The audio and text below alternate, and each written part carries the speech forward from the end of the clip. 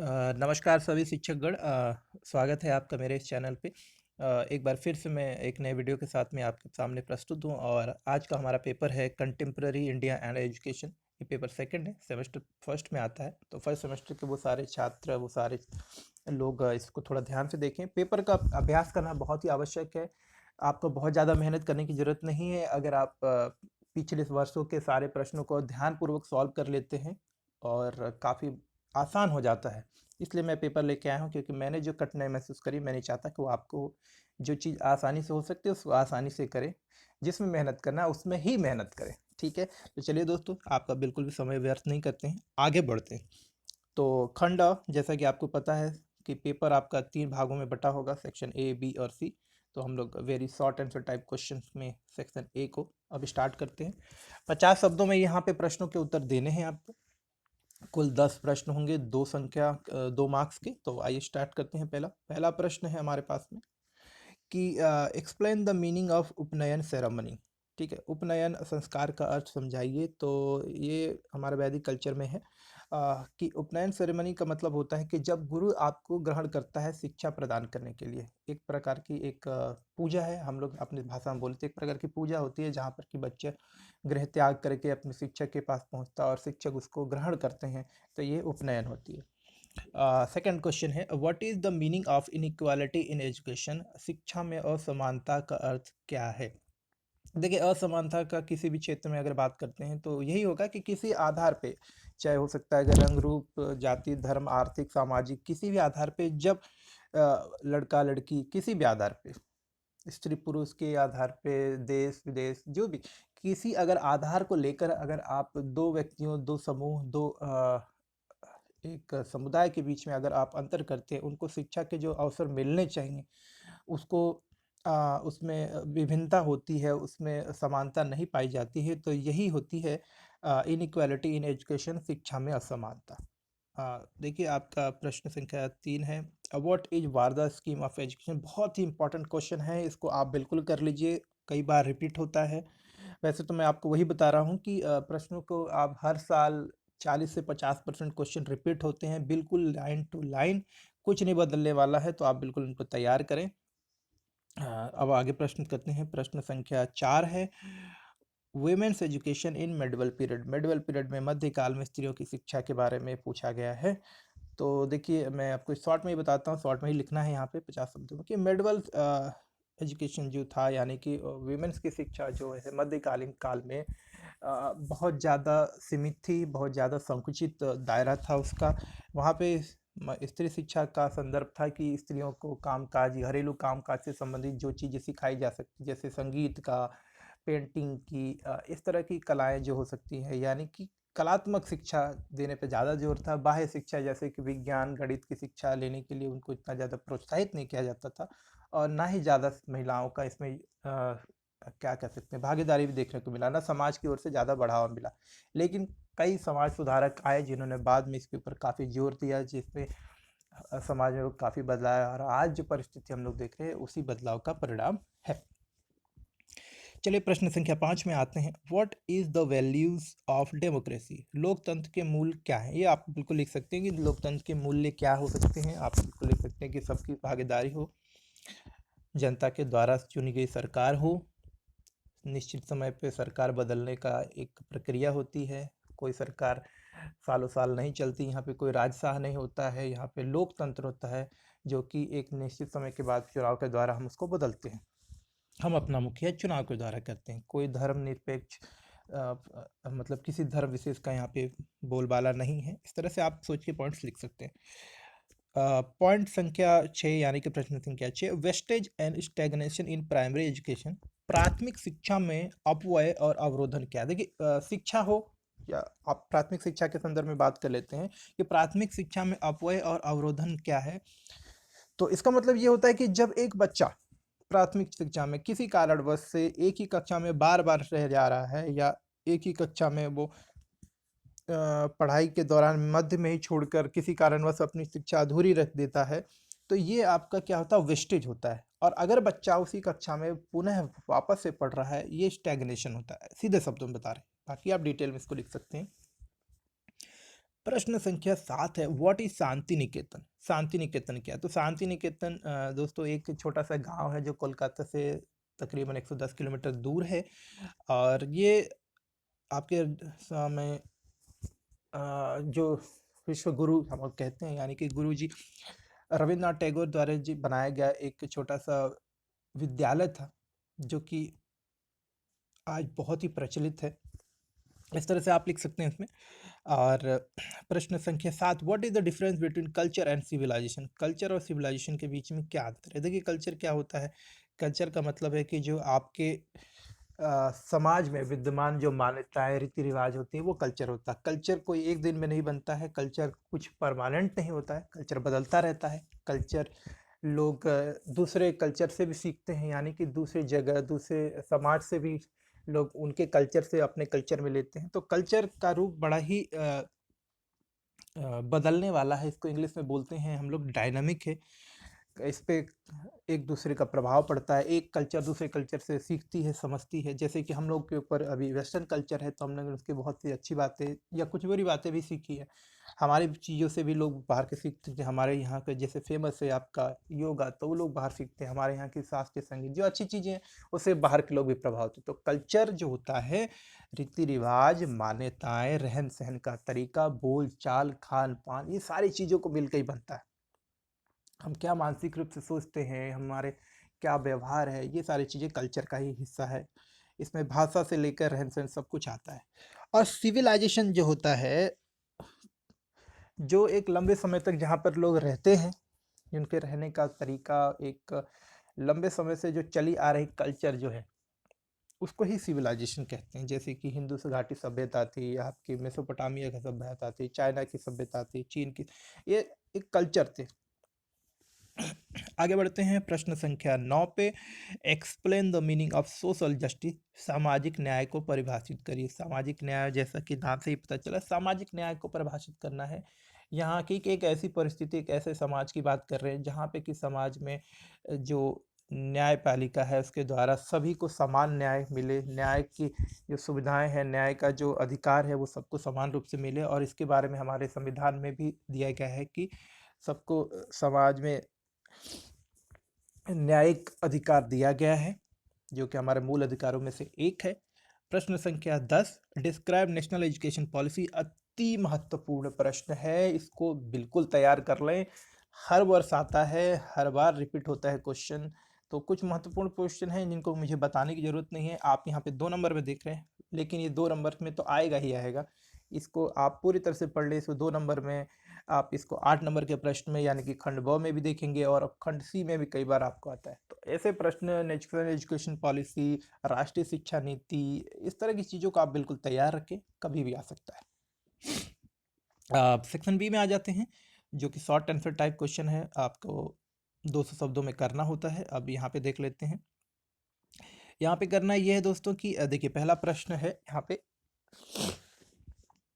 Explain educational philosophy of Rabindranath Tagore. स्वामी, जो गुरु जी स्वामी रविंद्रनाथ टैगोर जी ने जो बताया है कि उनके शिक्षा के दर्शन क्या है, यानी कि रविंद्रनाथ टैगोर के शिक्षा दर्शन की व्याख्या करनी है। तो उसको आप लिख सकते हैं, discuss Shri Aurobindo's view on AIIMS of education, curriculum and methods of teaching. शिक्षा के उद्देश्य, पाठ्यक्रम तथा शिक्षण विधि पर श्री अरबिंदो के विचारों का उल्लेख कीजिए।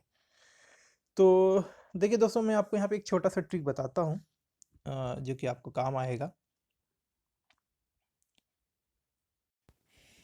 जो भी हमारे जो फिलासफर है, एजुकेशनल फिलासफर, खासतौर पे भारतीय, उन सब का मुख्य उद्देश्य यही था कि शिक्षा को स्कूल तक ही सीमित ना रखी जाए, शिक्षा को बच्चे के जीवन से जोड़ा जाए, जो कि नेशनल एजुकेशन पॉलिसी या फिर राष्ट्रीय शिक्षा नीति 1986 के अंतर्गत भी आप देखेंगे यही बात बोली जाती है।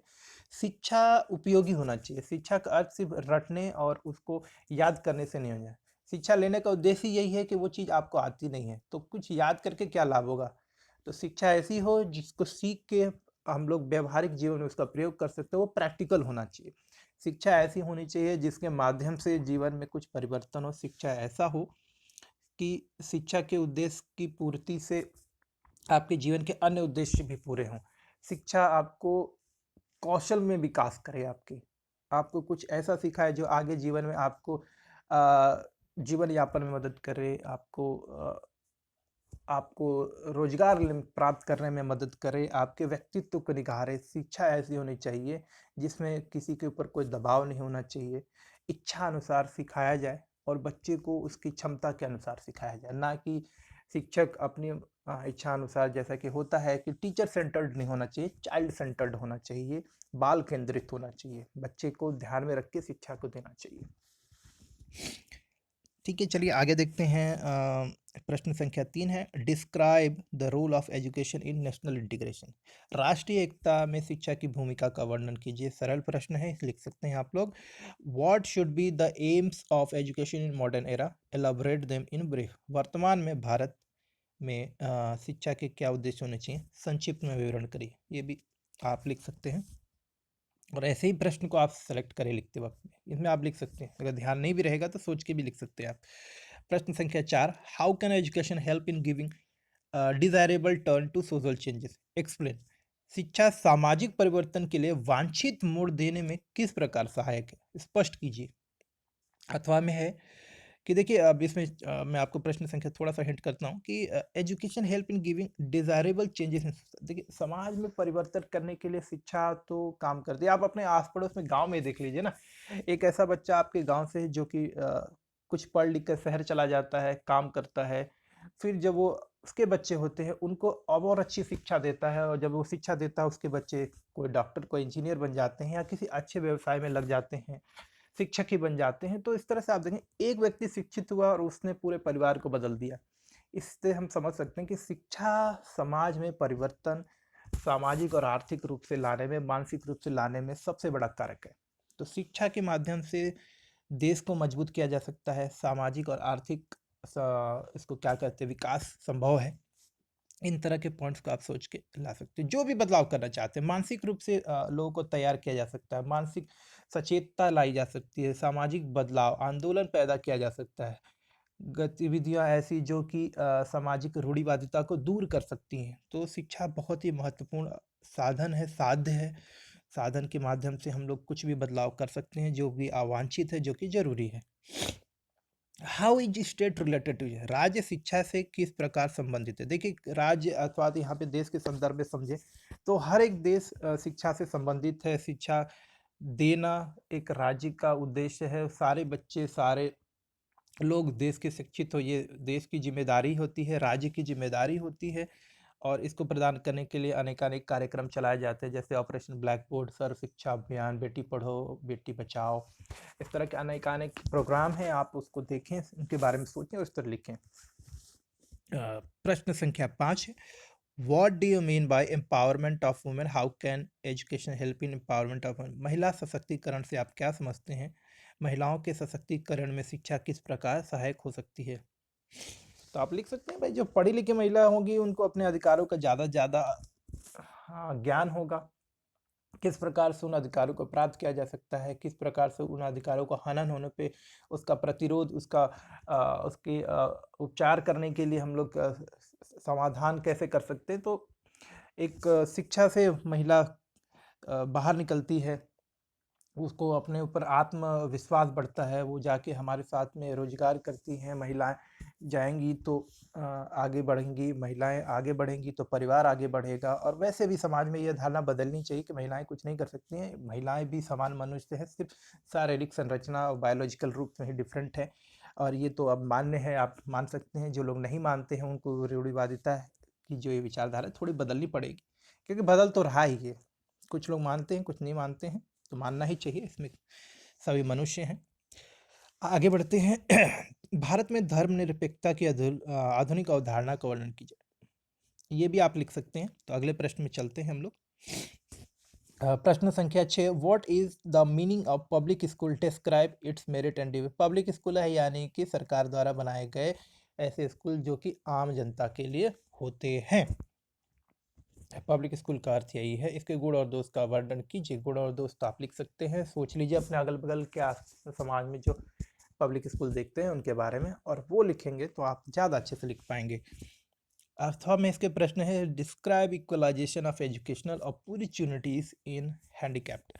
अब देखिए, विकलांगों में शैक्षिक अवसरों की समानता का वर्णन कीजिए। तो देखिए, आप सीधे शब्दों में तो सबसे पहले यहाँ से स्टार्ट करें कि विकलांगों में शैक्षिक अवसरों की समानता विद्यमान नहीं है, लेकिन हमको इसको समान करना है। तो इसके लिए सरकार के द्वारा जो प्रयास किए जा रहे हैं और कई सारे सामाजिक संगठनों द्वारा, जो कि गैर, जिसमें एनजीओज भी बोलते हैं, उनके द्वारा, अंतर्राष्ट्रीय राष्ट्रीय संस्थाओं द्वारा कई सारे जो प्रयास किए जा रहे हैं, उनकी हम लोग यहाँ पे विवेचना कर सकते हैं और उसको लिख सकते हैं। समानता का अर्थ ये है कि ऐसे बच्चों में भी क्षमता होती है, उनको भी सीखने का अवसर दिया जाना चाहिए। हाँ, आवश्यक पड़े तो इनके लिए अन्य साधन, जिनके माध्यम से वो हमारे जैसे या कोई भी साधारण व्यक्ति के समान सीख पाएँ, वो सुविधाएँ उनको प्रदान करनी चाहिए। ये राज्य की, स्कूल की ज़िम्मेदारी होती है, जो कि समाज के हर एक व्यक्ति को भी मिलके इसमें प्रयास करना चाहिए। घर पे माता-पिता को भी ऐसे बच्चों का मनोबल बढ़ाना चाहिए, उनको हीन भावना, हीन जो एक दृष्टि से नहीं देखना चाहिए। क्योंकि जब सामाजिक रूप से, मानसिक रूप से बच्चा सुदृढ़ होगा, तो उसमें आत्मविश्वास बढ़ेगा और वो भी एक स्वावलंबी जीवन जी पाएगा। आगे बढ़ते हैं हम लोग प्रश्न में। प्रश्न संख्या सी, यानी कि खंड 100 में आ जाते हैं। लॉन्ग आंसर टाइप क्वेश्चन है भाई। यहाँ पे देखते हैं 500 वर्ड्स में लिखना है, तो तैयार हो जाइए। और यहाँ पे आपको सिर्फ 2 ही क्वेश्चन करने हैं। तो 2 प्रश्न जो आपको सबसे अच्छे आते हो उनको सेलेक्ट कर लीजिए और उसमें लिखते हैं। तो आइए पहले देखते हैं प्रश्न संख्या 7। Give an account of organisation and salient features of Buddhist education. बौद्ध शिक्षा की व्यवस्था और प्रमुख विशेषताओं का वर्णन कीजिए। प्रश्न संख्या 8 है, what are the main difficulties in the way of progress of free and compulsory education in India. Bharat में निःशुल्क अथवा अनिवार्य शिक्षा की उन्नति के मार्ग में मुख्य कठिनाइयाँ क्या हैं? देखिए दोस्तों, जब भी इस तरह की कठिनाइयाँ ये चाहिए, तो आप इसमें कुछ चीज़ें तो लिख ही सकते हैं कि भाई देखिए, इंफ्रास्ट्रक्चर की कमी, सामाजिक कई सारी कठिनाइयाँ होती हैं। लोग अपने बच्चों को घर भेजते नहीं, पढ़ने के लिए भेजेंगे नहीं। यातायात के साधन, स्कूलों का बहुत दूर होना, इच्छा शक्ति की कमी होना, सामाजिक परिवेश, ये सारी चीज़ें आपको उसमें परेशान करें। प्रश्न संख्या 9, summarise briefly the recommendation of education commission on teacher education. शिक्षा आयोग द्वारा दी गई शिक्षक प्रशिक्षण विषयक सिफारिशों का सारांश लिखिए। और प्रश्न संख्या 10 है, distinguish between education as an investment and education as an expenditure. बहुत ही अच्छा प्रश्न है और इसको आप समझ में गए होंगे, तो लिख सकते हैं, शिक्षा निवेश के रूप में, शिक्षा व्यय के रूप में अंतर बताइए। प्रश्न संख्या 11 है, जो कि आखिरी प्रश्न है, school is a miniature form of society, explain the statement. कुछ मत समझिए, शिक्षक, बिल्कुल सही प्रश्न है, बहुत ही सुंदर प्रश्न है। इसको लिख सकते हैं हम लोग कि जिस प्रकार से हम बड़े लोग, वयस्क लोग समाज में रहते हैं, अन्य प्रकार के लोगों के विविध जो बैकग्राउंड से लोग आते हैं, अन्य अन्य सामाजिक परिवेश से लोग आते, समाज में रहते हैं, मिलते हैं, काम करते हैं और समाज की प्रगति होती है, हमारी व्यक्तिगत प्रगति भी होती है। इसी तरह से स्कूल में, जहाँ पे बच्चे अलग अलग परिवेश से, जाति, धर्म, रंग, रूप के होते हैं, वो आते हैं, सभी बच्चे आपस में मिलजुल कर अच्छे से वहाँ पढ़ाई करते हैं। शिक्षक के निर्देशन में लोग सीखते हैं, सामूहिक रूप से विकास करते हैं। एक साथ जब पढ़ते हैं, एक साथ जब काम करते हैं, फील्ड ट्रिप्स करते हैं, फील्ड में खेलते हैं, तो उनमें सामाजिक भावना का भी विकास होता है, भाषा का सीखने का काम होता है। तो इस तरह से आप देख रहे हैं कि जो स्कूल भी होता है, एक छोटे से समाज के प्रारूप के रूप में कार्य करता है, और ये कथन बिल्कुल ही सत्य है। इस तरह से सोच के आप इस प्रश्न को कर सकते हैं। तो उम्मीद करता हूँ दोस्तों कि आज की इस वीडियो में जो प्रश्न मैंने आपको यहाँ पे दिखाए हैं, वो आपको काम आएंगे। पेपर को अच्छे से तैयार करिए। आगे आने वाले और भी पेपर्स जो मैं अभी वीडियो के रूप में आपको यहाँ पोस्ट करने वाला हूँ, उनके नोटिफिकेशन के लिए आपको चैनल सब्सक्राइब कर लेना चाहिए। और कुछ भी कमेंट्स हो तो बिल्कुल बताइए, कुछ सजेशंस हो तो वो मुझे बताइए, ताकि मैं आने वाले वीडियोस को थोड़ा और अच्छी तरीके से बना सकूं, ताकि आपको ज़्यादा लाभ मिल सके। परीक्षा की तैयारी शुरू कर दीजिए, परीक्षा बहुत ही जल्द होने वाली है, तो अच्छी तैयारी करेंगे, अच्छे मार्क्स आएंगे। और साथ ही साथ मैं आप लोग से रिक्वेस्ट भी करूंगा कि देखिए दोस्तों, आप लोग जो है अभी से ही सीटेट को भी दिमाग में रखते हुए चीज़ों को पढ़ें। ये ना हो कि जब आप पास हो जाए तब तैयारी करें। समय बहुत मूल्यवान है और 2 साल का समय आपको बीएड कंप्लीट करने में लगता है। मैं तो कह रहा हूँ कि पहले साल का पेपर समाप्त होने के बाद से आप सीटेट पेपर दें और पहली बार में निकाल लें, यानी कि बीएड खत्म होते ही आप टीचर की पात्रता के पेपर में बैठना शुरू कर दें। तो चलिए तैयारी करिए, कोई प्रश्न हो, कोई दिक्कत हो, कोई सुझाव हो तो अपने इस मित्र को ज़रूर दीजिए। तब तक के लिए नमस्कार, धन्यवाद।